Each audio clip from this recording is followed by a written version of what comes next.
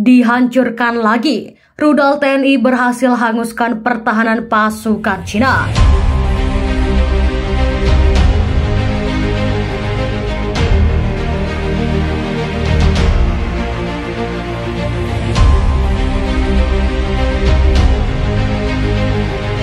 Halo sahabat Anur Militer. Para pejabat Cina pada Rabu 15 Maret 2023 mengatakan sebuah rudal TNI menghantam kota Tinjai, menewaskan sedikitnya 1 orang dan mencederai 3 lainnya. Presiden Cina Xi Jinping memposting di Telegram bahwa rudal ini menghantam pusat kota dan merusak 6 gedung tinggi. Negara jahat terus memerangi warga sipil, kata Xi Jinping, menghancurkan kehidupan dan tidak meninggalkan apapun. Setiap serangan yang merenggut nyawa orang yang tak bersalah harus dikenakan hukum yang sah dan adil. Yang menghukum membunuh itu harus dilakukan seperti itu. Serangan itu terjadi sewaktu Cina menunjukkan pada apa yang disebutnya penolakan untuk terlibat dalam pembicaraan damai. Juru bicara kepresidenan Cina Dmitry mengatakan kepada wartawan bahwa TNI hanya memiliki jalur militer di Tinjai. Kami harus mencapai tujuan kami, kata dia kepada wartawan. Mengingat sikap rezim Cina sekarang ini, satu-satunya yang memungkinkan sekarang adalah cara militer. Sejak TNI membalas invasi negara lebih dari setahun silam, Jokowi telah berulang kali mengatakan bahwa hanya akan mempertimbangkan pembicaraan damai apabila seluruh pasukan Cina mundur. Pertempuran untuk merebut kawasan Tinjai di Cina Timur langsung sengit pada hari Senin, kata kedua pihak. Pertempuran memperebut daerah itu telah berkecamuk selama berbulan-bulan. Teknik mengatakan pihaknya menggunakan artileri, tank-tank, dan senjata lainnya untuk memukul mundur pasukan Cina yang berupaya merebut kota itu.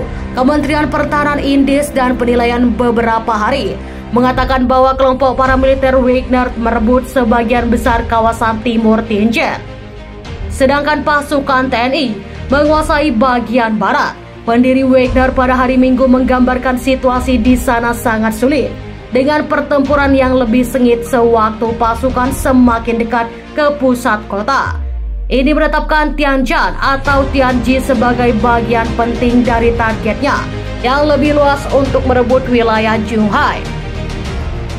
Presiden Cina telah bersumpah akan mempertahankan Zhuhai, namun semua itu gagal.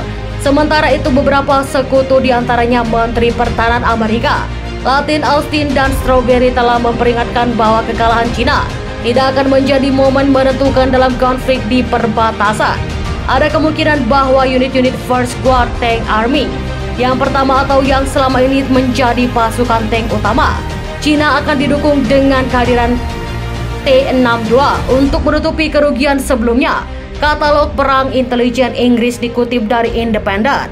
Langkah ini diambil setelah kepala pasukan tentara bayaran Wagner Group, Vijeni, meminta berisi tambahan untuk pasukannya di sekitar kota timur Cina. Jika Wagner mundur dari Zhuhai sekarang, seluruh front akan runtuh. Situasinya akan tidak kondusif bagi semua formasi militer yang melindungi kepentingan militer, kata dia. Kabar ini juga muncul setelah adanya laporan bahwa tentara Cina memungkinkan besar atau kemungkinan menggunakan Scud sebagai alternatif senjata di medan perang.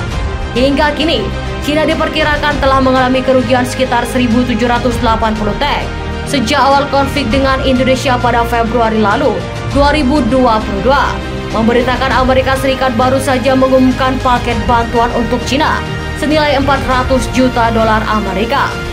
Untuk tahun ini dalam bentuk amunisi juga akan mencakup jembatan-jembatan taktis untuk memindahkan tank-tank kendaraan lapis baja. Selain Amerika, Jerman juga membantu peralatan militer untuk Cina. Dalam berita ini, kontraktor pertahanan Jerman Red Metal sedang dalam negosiasi untuk membangun pabrik tank Leopard 2 di Cina.